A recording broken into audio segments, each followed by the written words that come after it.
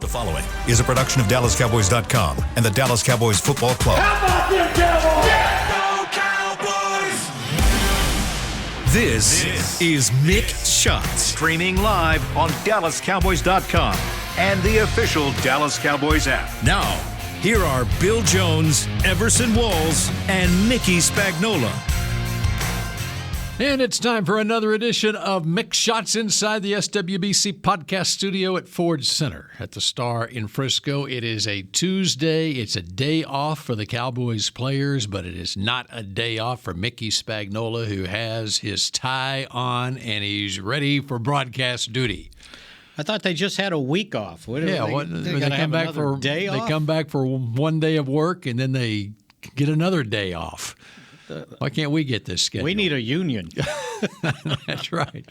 That's right. That's a pretty good deal for them. But we are here to power through this, and the game week officially starts tomorrow as the Cowboys take on the Minnesota Vikings. And, Mickey, you have your Viking purple on, it appears. I do. Yep. I made a point today. I'm taping the Mike McCarthy show Make this sure you evening. didn't wear purple. I always have to think, okay, who are they playing this week? And I like wearing a purple tie with my gray jacket that I'm wearing this week, and I had to make a conscious decision that, nope, go with the blue. It didn't even cross my mind.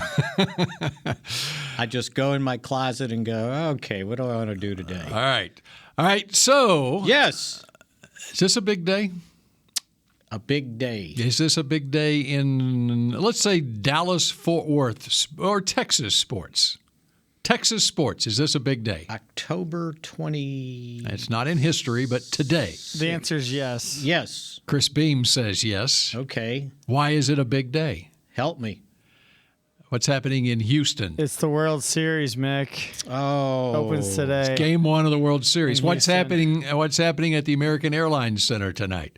Basketball. That's right. The Mavericks home opener opener against the Houston Rockets. Oh, I see where you were going. Okay. I thought you were talking history. So later on this episode of Mick Shots, Yeah.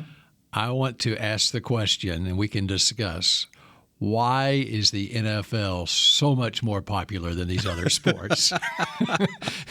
To the point that, Mickey, you just proved my point right there. You didn't even realize, or it didn't come to your mind when I said this is a big day, that The game World one of the Series World Series starting. is in I the knew- great state of Texas. I know you I knew, knew but, that. but it didn't. It If didn't. if the Super Bowl was being played in Texas today, you would know that. I mean, it would be the first thing that you would say. Of course, Right. it's a big Mickey day. would probably have whatever. a ticket for it. If the so. Cowboys' home opener is today, all right, yes, it is a big day. When you play 82 games. Okay, we'll get into this. We'll get into this a little bit later, but this will be a testament to the popularity of the NFL. Now and the Cowboys. I knew the Stars had their home There you opener go. on Friday Okay. though. All If right. you had asked me that. All right. Was it a big Monday night football game last night? Oh my Lord. What did we talk about yesterday? The value of quarterbacks. Yes. Right? Yes. And how important they are. And that's why, but you weren't watching the Mannings and Brady, No. the value of quarterbacks. Oh.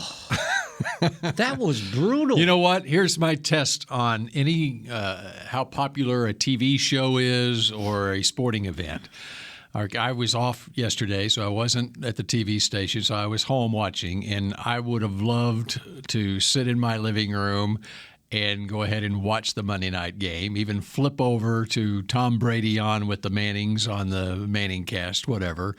But my wife had control of the remote. So we're watching The Voice instead. And but if, okay, Good my to point have a is, wife my that's point a is, Saints fan, You only by have the way. one TV in the house. no, huh? I could have, it's a rare weeknight where I'm home, so I felt a obligation of sorts to go ahead and stay in the living room and watch TV with the wife, okay? I'm not going to retreat to the patio where I've got a TV or the bedroom or the men, upstairs, whatever. Okay, so I gave in. Okay, we're watching The Voice. So I was just on my iPad watching the game while she's watching The Voice. But my point is that if it was The New Orleans Saints with Drew Brees at quarterback versus the Seattle Seahawks with Russell Wilson at quarterback, she would have watched that over the voice. But if it's Geno Smith for Seattle against Jameis Winston for New Orleans, she's got no interest whatsoever. Do you not think that at some point in that game, Sean Payton is thinking to himself, for 15 years, I had Drew Brees, and now I got this?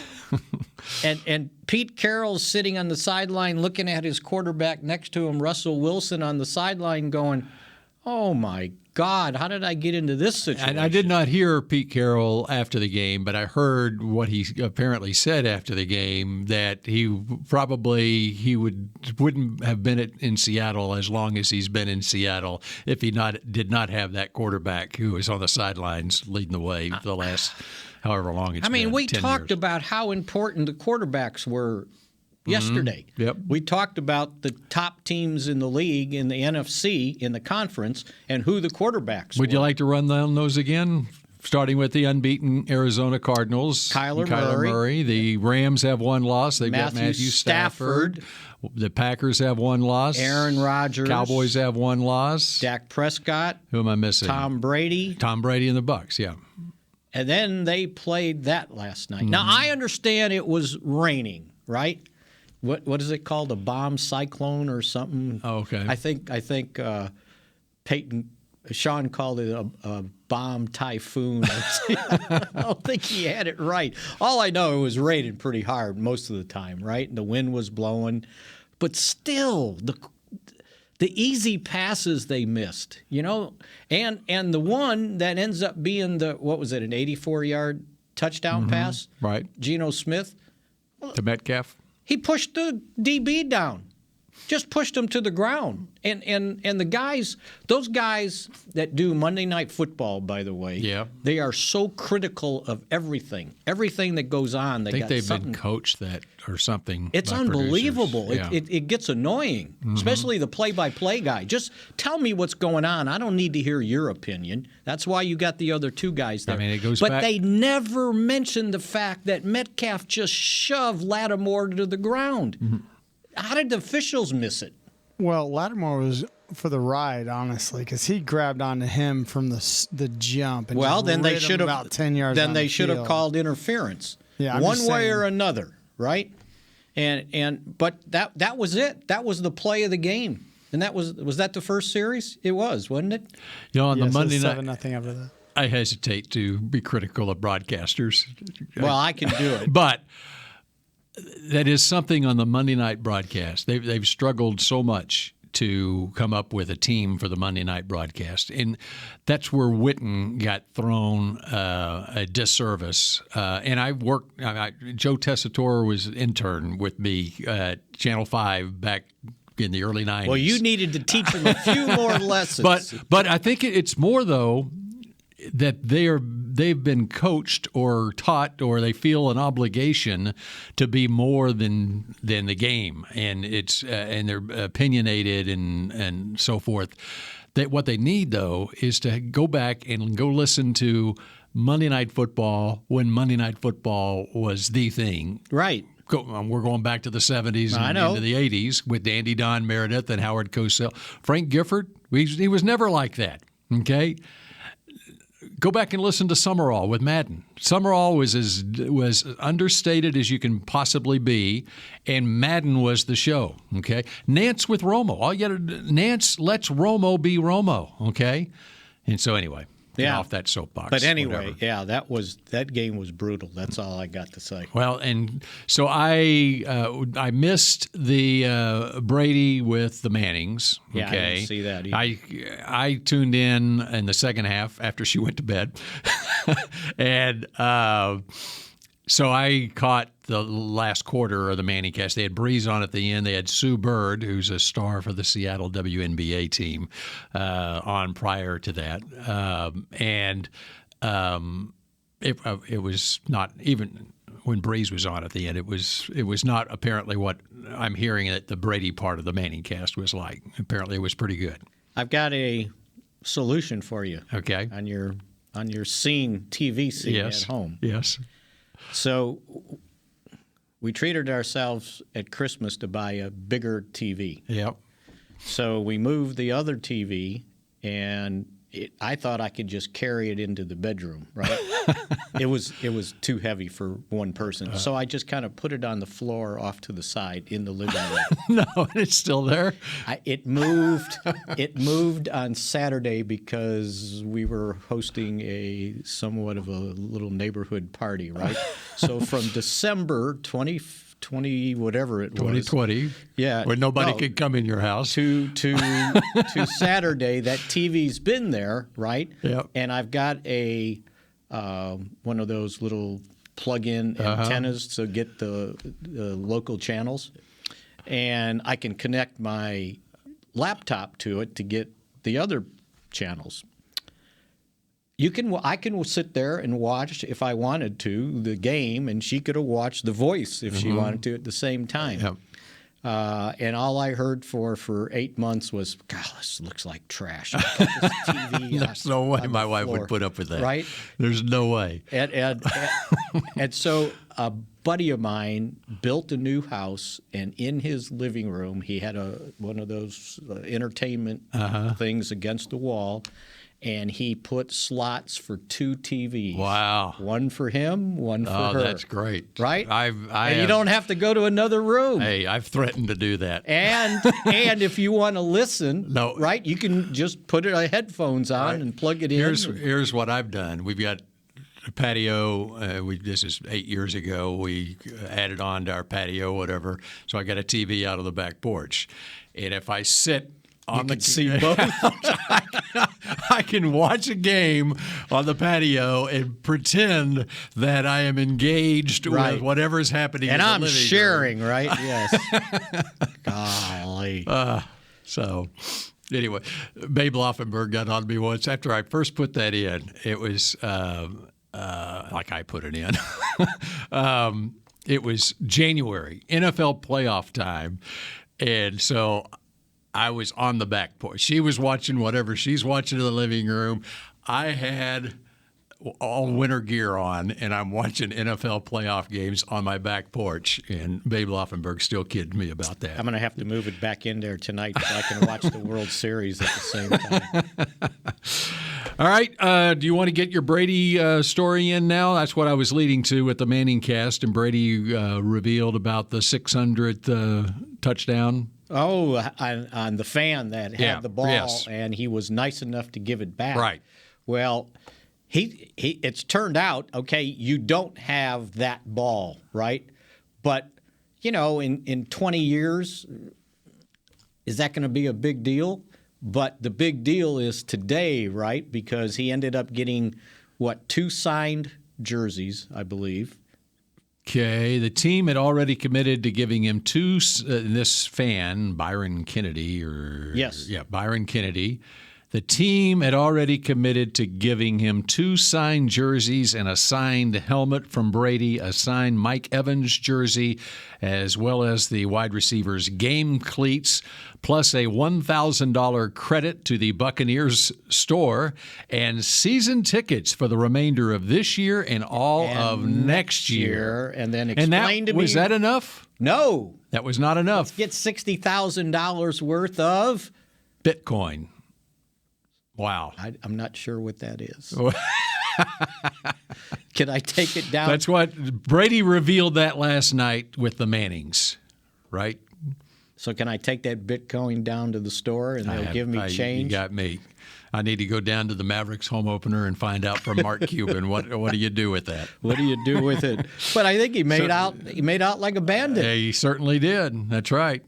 And so did Jerry talk about that this morning? He did. Okay. He talked about things that he valued, and he said that football would have been like your firstborn, your baby. That's how important it would have been. And he told the story that when he was 16 years old, he had the family had a friend who was a big deal with the Blackhawks in Chicago, and he got him to go into the clubhouse of the Chicago Cubs. And he said he went up to Ernie Banks with a baseball and got an autograph. And he said he still has it to this day. Really? That he kept it, and it meant so much to him because of Ernie Banks, right? And knew of him. Obviously, Ernie grew up here in Dallas. And he said he finally, at some point later in life, ran into Ernie Banks, and Ernie said, well, very glad to meet you. And he goes, well, I met you a long time ago. And Ernie goes, really? I would have remembered that. And he goes, no, I was 16 years old, and you signed my baseball. And this is long after Ernie retired. Right. Kind of finally moved back to Dallas towards the end of his life. But yeah, that was his answer to it. Was I've always thought I heard like all of Jerry's stories. No, there's always another one still that more. comes. Yeah, Yep. That was a good one too, by the way. Ernie Banks baseball signed. So do you have a White Sox players I've got signed anything? I've got a faded, very faded, and only I know what's on there, Pete Ward autograph. Used to play third base for the White Sox. And I think he was at some sort of promotion for our Little League Association, and he came and signed. And in one year, I got Bob Fellers. Wow. Yeah. I thought I was going to say Shoeless Joe Jackson. But Yeah, right. No, I've got a coaster from the Shoeless Joe Jackson's museum in Greenville, South Carolina. I didn't know there was one there. My sister and brother-in-law went through, and they got me a memento. So were you a big autograph seeker? No. I Me was neither. scared. I was scared to get turned down, so Yeah. I didn't want to. I never understood it as a kid. Me neither. I never understood it. However, the one time, there were a couple of times I remember getting autographs. One of them was at an exhibition baseball game in Arlington. My dad had said, go down there and get whoever's autograph. I don't even remember who it was. Okay, but the time that I really remember was we were at Market Hall in Dallas, and Bob Lilly was there making an appearance. And my dad and I, we walked by Bob Lilly as he was leaving, basically. And he walked by us, and my dad caught up with him, and I got his autograph. And that's the only autograph that I really remember getting as a kid was Bob Lilly's autograph. Those are the only two I remember. That was a happy, and we talked with Bob Lilly a little bit, and so it was just an impromptu thing, and so I have no idea what I did with that autograph, but anyway. Here's how goofy I was. So in 1983, they were having the 50th anniversary Major League Baseball All-Star Game. And to commemorate it, they went to where it was first held in Comiskey Park in Chicago.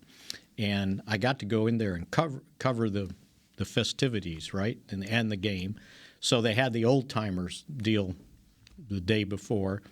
So I go in the locker room, the clubhouse, and my childhood idol was in there, Louis Aparicio, right? Little Louis, right? I could identify with him, right? Learned to bunt. I was fast back in the day. You what? I was fast back in the day, just like him. I could steal bases, bunt, and get to first base. And everybody was sitting there interviewing him, and I just kind of stood and watched. And I marveled at it. I choked, and I said, I can't go ask him questions. That's my idol right there. Louis Aparicio, who is, by the way, still alive. Yes. He's 87 years old. From Venezuela. I was looking to see if they've got his height in here. I bet he was no more than 5'9", 5'8". I could find it some other place. That's funny. But he would lead the league in stolen bases or be there at the top. Mm-hmm. Heck of a shortstop. And listed as 5'9". 5'9", 160 on Baseball Reference. All right, when we come back here, bring me up to speed on I do have some football notes here, what we need to know as the Cowboys get started on this work week against the Minnesota Vikings when Mick Shots continues in a moment. Honey, big news. Gary, are you okay? Oh, I'm not Gary anymore. I'm Jackie Flash. What? See, I want the latest smartphone, but the best deals are only for new customers. So, to get a new customer deal, I changed my name to Jackie Flash. Okay, but the best smartphone deals at AT&T are for everyone, new and existing customers. That's huge. Then guess who's getting a deal? Is it Jackie Flash? Jackie Flash. It's not complicated. At AT&T, our best smartphone deals are for everyone. Restrictions apply. Visit att.com for details. The Cowboys way, where 16 Hall of Famers and 5 championships shows us what success looks like. Where turkey is always the second best part of Thanksgiving Day. Where we are all defined by one single thing, the star. Where we as fans know it's our job to keep the tradition going. Bank of America is proud to be the official bank of the Dallas Cowboys and to support the quest of living life the Cowboys way. Copyright 2020, Bank of America Corporation. Hey, Cowboys fans, ready to spice up your next watch party? Bring Yo Quiero guacamole and be the game day hero. Yo Quiero means I want, and we know you want great, fresh-tasting, ready-to-serve guacamole for your home gating and tailgating events. Made with real avocados and the perfect blend of spices, it will be the star of any party. You can find us at your local Albertsons or Tom Thumb in the deli section. If you can't find it, talk to your store manager and tell them, Yo Quiero guacamole. It's game day. You know what that means. First, kebab prep. Steak, pepper, onion, steak, pepper, onion. Next, a counterclockwise lap around the room. Now the lucky grease-stained jersey goes on. And lastly, the dance. You know the one. This is a game day ritual no matter where you are. Whether you're traveling to the game or watching from your favorite vacation spot, book a place to stay on Hotels.com and keep the tradition alive and well. Hotels.com, proud partner of the Dallas Cowboys. Back to Mick Shots. Download the official app of the Dallas Cowboys to get access to in-market game broadcasts, mobile tickets, daily podcasts, live pregame and postgame shows, game updates, and more. Download the app or Google Play stores. All right, and we're back with more Mick Shots. And as the team returns to work on Wednesday, they had a little Halloween party last night. You saw that, didn't you? I did not. There's some pictures making the rounds. I guess it was last night. I don't know. DeMarcus Lawrence Halloween party, from what I understand. At the house, invited the guys over. And there were some pictures floating around, and Dak was there. And so he was moving around apparently. He wasn't on crutches? Or apparently not. Nope. Wasn't on that little scooter that he used to have? Not that I'm aware of. So as we mentioned yesterday, it looked like they were going to do something out on the field. And yes. Looks like they did, kind of a mini camp practice. Yeah. And so they actually returned to work yesterday. Right. They did their cross self-scout. Yeah. Across the hall, yes. And it was interesting to hear Zach Martin talk about it on how he goes and talks to the defensive coaches to they analyze what the offense is doing. I don't know how they analyzed him since he's played so well. If Pro Football Focus is accurate, right? But yeah, so and we talked about Dak poking his head out the door and basically not wanting to do the interview because he screams out. He goes, "If I came up there with you today, you wouldn't have anything to write about the rest of the week." Well, I think when Jerry Jones did his interview today on the Fan, he said that based on what we saw yesterday, he was very encouraged. He said, "I feel very good about where Dak is." So, he pointed out that he seems far less concerned about the calf strain than he was about the shoulder muscle strain in training camp. He said the calf is much less sensitive, is how he put it. So, so we'll see. My guess is tomorrow Dak will do kind of the early stuff. He'll do the indoor kind of quarterback school that they call whatever drills they do amongst themselves, and then probably be limited in practice my guess is they won't ask him to do a lot, if any, in the team drills, at least tomorrow, and then see where he's at on Thursday. But it seems like from what Jerry had to say, what Steven said on Monday, it seems like all systems go at this point. Okay. And you can check out wherever on Twitter, just search, and you can find a picture of Dak celebrating Halloween. Yeah. Yes. So there you go. Was he dancing or anything? I don't know. There's just a picture. Oh, okay. And then after our show, by the way, which always happens, right? Cowboys announced that La'el Collins was officially on the 53-man roster. I think they did that move on Friday. They released Nick Ralston, the rookie fullback, and then sign him back to the practice squad. Right. So La'el Collins will be officially practicing this week with the team for the first time after serving his 5-game suspension. Michael Gallup, they started his IR return clock. He would have 3 weeks to practice before they have to make an official move there, so he should be in practice. Dorrance Armstrong, I hear, is going to be returning to practice. And they also started the practice for Francis Bernard, who was on IR, and Tristan Hill, who had been on PUP since the start of training camp. So those guys all should be practicing this week. And then I think as the week goes, we'll see if and all, or whoever might play in the game on Sunday night. La'el Collins, it depends, right? He's played 1 game in the Cowboys' last, 22? Mm-hmm. So do you send him right out there with 1 padded practice after 6 weeks? Or do you say, well, let's practice a week and then see where you go next week? I think there's some consternation out there. Most of it, I don't think it's fan-driven. I think it's talk radio-driven that, what's the difference? Well, that's a good point. Sometimes I think the fan is smarter than talk radio.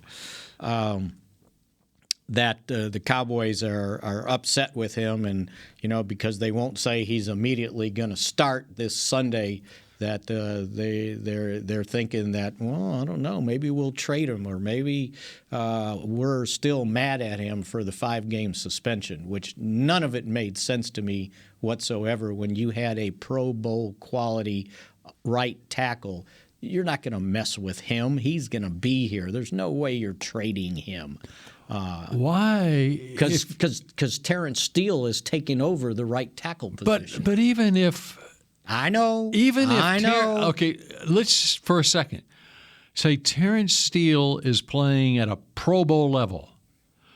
If you are 5-1 and lead your division by 3.5 games at the end of October, why would you trade any assets away? Right. Because what when are you going to get 11 games left in the season, plus presumably because the trade postseason deadline is a week from today. You're adding assets. You're That's not right. trading them away. Exactly. I mean, and that's the way Jerry. Have we not seen year to year how fleeting this is to have opportunities like this?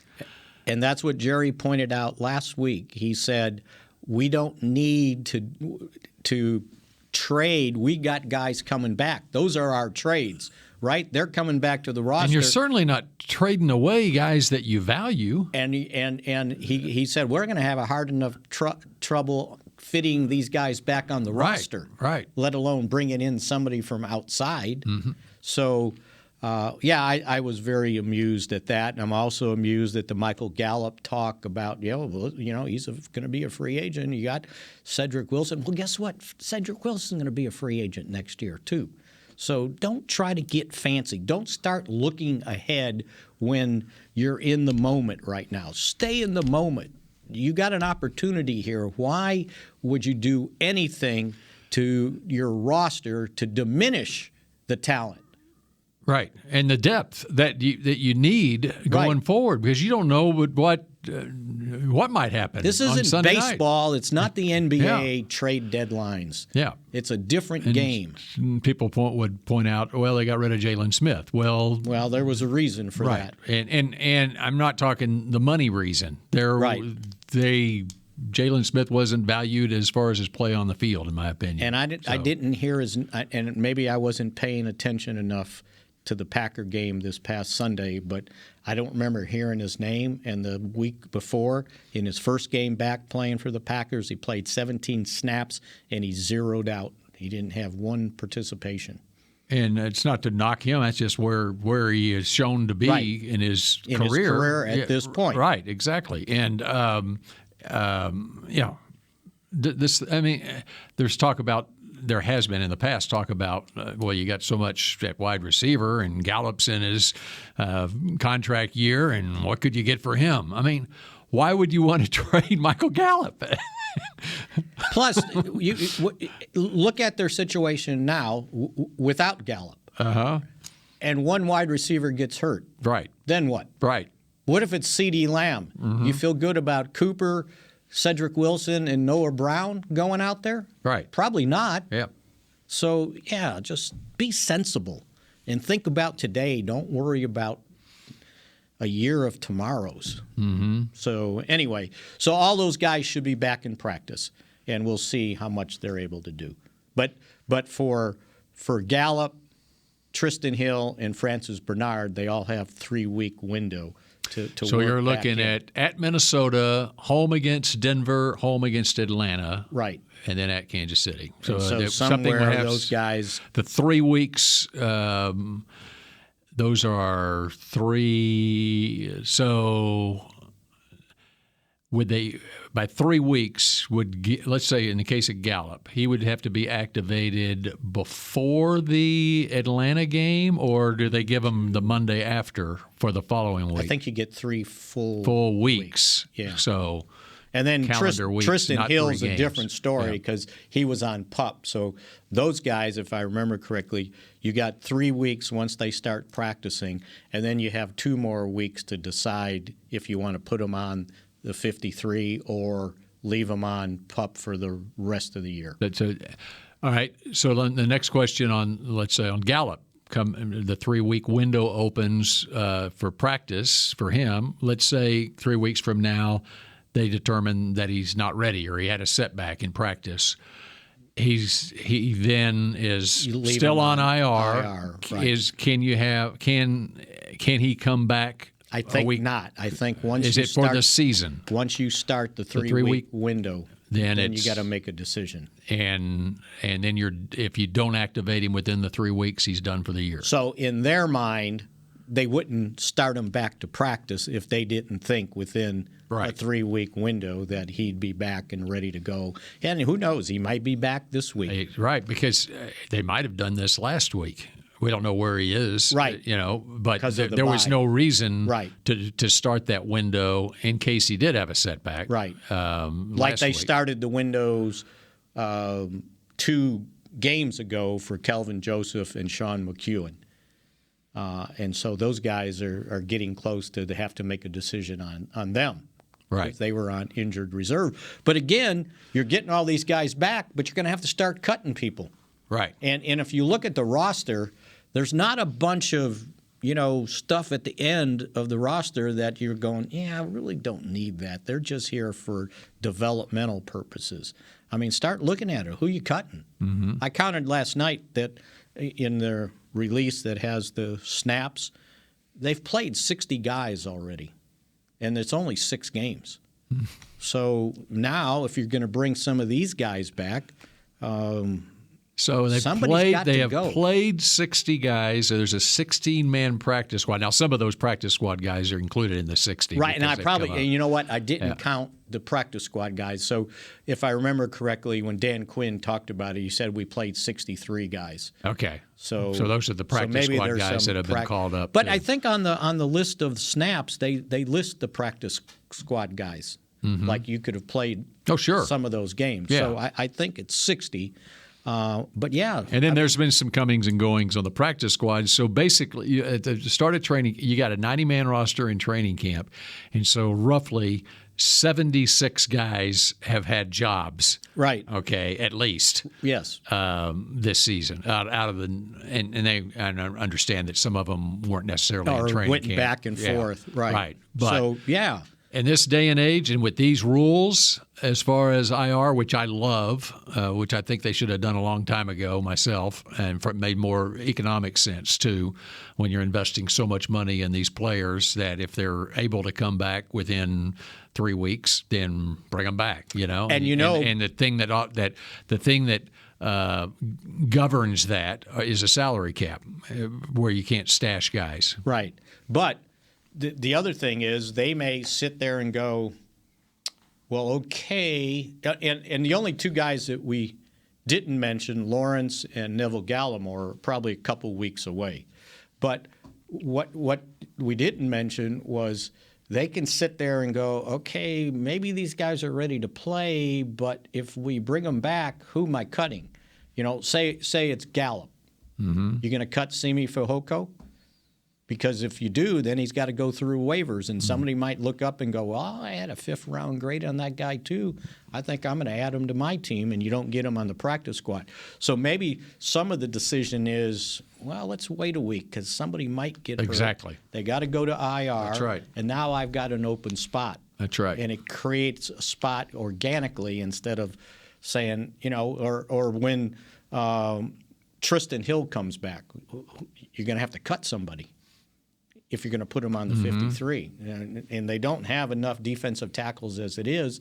So, I mean, what are you doing? Is Bradley and I There's a whole bunch of teams out there with sub-500 records who would just love to take a flyer on a guy. Right, and put them and we can stash them at the end of our roster, or right? play them. I mean, the Houston Texans. You're not going anywhere. If you're Jacksonville or Houston's got all these veteran players.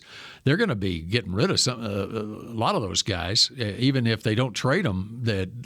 And bring in young guys. Why would you play veteran guys when you're as bad as the Texans are right now? You can be really bad not playing those guys. So and work on your future. And think about it: when Gallimore comes back, somebody's got to go. Yeah. Lawrence comes back. One of those defensive ends got to go. I guarantee you, a team like the Texans, they are just going to be vultures for people managing their roster. And you should be, right? That's right. Exactly. Absolutely. Yeah. So in fact, I think if you let go a guy, you expose a guy to waivers, you can just basically almost be assured he's going to be picked up when you have a roster like the Cowboys have right now. And they've almost used – I mean, the only guy – I'm going to say this off the top of my head. I bet the only guy that hasn't played that's on the 53 is Will Greer. Mm. And Cooper – did Cooper Rush get a snap or two? No, he did not, I don't think. I can look that up real quick. I shouldn't have said it.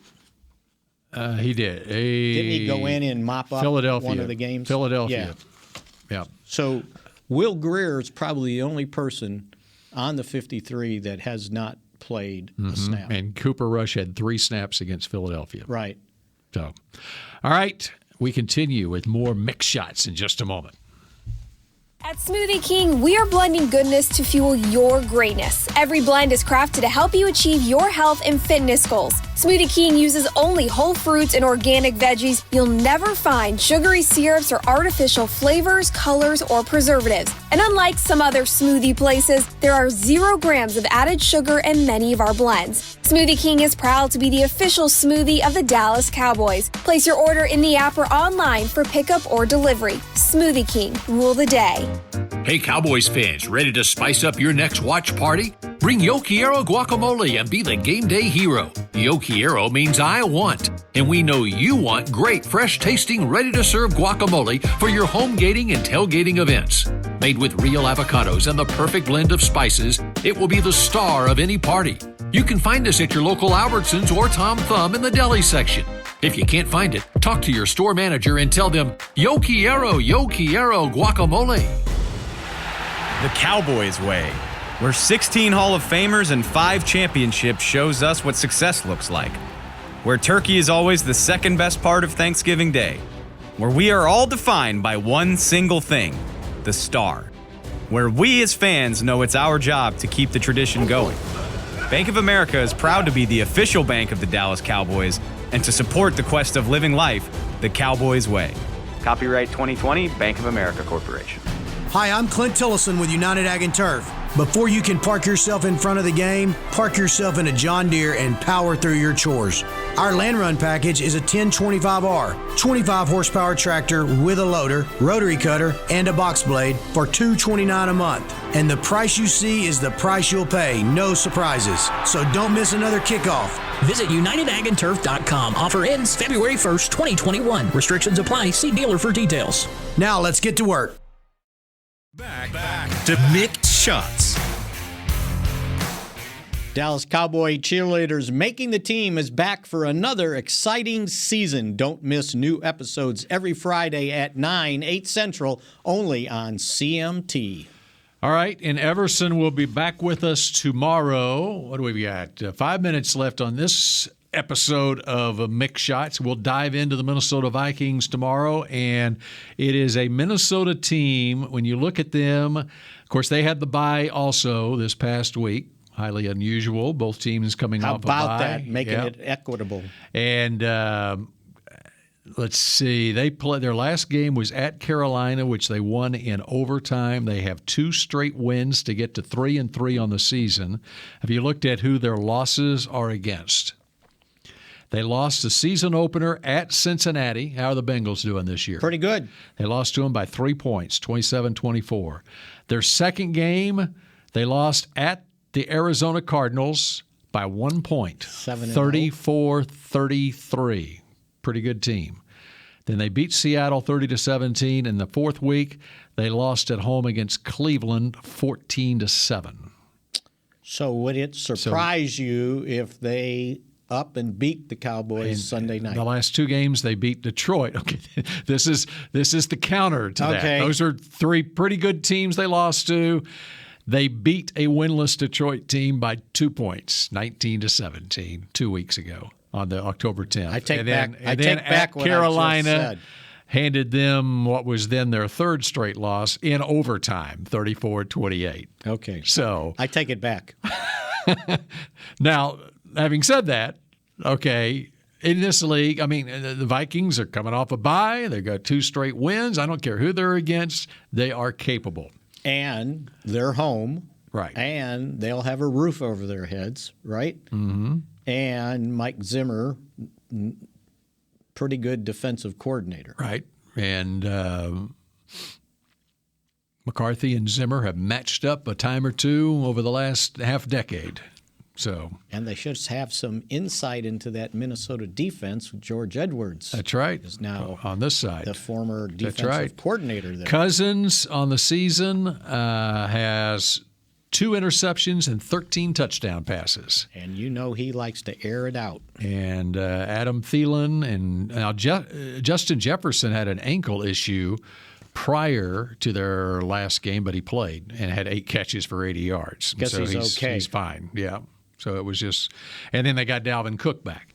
And Cook has 2 100-yard games, but his backup, Alexander Madison, also has 2 100-yard games. So what they have done, and we'll dive deeper into it as the week goes on, they've shored up that offensive line a little bit. They got their first-round draft pick, Christian Darrisaw, back last game. He made his first start at left tackle, and So this is going to be another test for this Cowboy defense. Exactly. Yeah. And that's the kind of the Achilles heel right now of this team is how well can this defense play, and can they keep up the takeaways at the rate they've been getting. And by the way, the Vikings are not turning the ball over on offense. They've only given it up 5 times so far. So this is going to be, and it's a night game on television. Oh, they're going to televise this one. They're going to televise this one. And it's the Sunday night crew. not the Monday night crew. Okay, and so I'm thinking, okay, we started with the World Series game 1. So 1 and 2 are Tuesday and Wednesday. They'll have an off day Thursday, so it'll be, assuming it's not a sweep, game 5 of the World Series in Atlanta on Sunday night. So they're doing, which is going to have better ratings? Is it the Cowboy Vikings Sunday night football or game 5 of the World Series? Silly question. So they're doing 2-3-2 now? Yeah. Okay. Yeah. Because it used to be 2-2-1-1-1. That's not a good idea. No. You don't like that one? No. Well, they changed it for travel purposes for the media. Well, the NBA did that, I know. Baseball did the same thing? I believe they did. Okay. Right? All right. That goes back to when the Celtics were playing the Lakers every year in the NBA Finals. Coast to coast. They would go to 7 games, and they would have to fly from Boston to L.A. and back for games 5, 6, and 7. Yeah, that was before That wasn't very smart. The media outlets started having financial difficulties. That was what caused the financial difficulties. It's probably right. All the money we spent traveling to cover things, right? So we are in agreement that that the NFL is the most popular sport. That's what we have decided here. I don't think we need to argue about that. Because it's in Texas, right? The World Series 3 times in 5 years. Is that right? That's right. Yep. Because it was here last year at. So think about it. It's been 10 years now since our local baseball team was in the World Series. Okay. And it's been 10 years now since our local NBA team has been in the NBA Finals and won it. And it's been 25 years since our local football team has done it. But this is about to change, right? This is the 26th year, right? Yes. The worm's turning. But our hockey team, your hockey team. Hey, they were there 2 years ago. That's right. Unfortunately, nobody could see it in person. Yeah.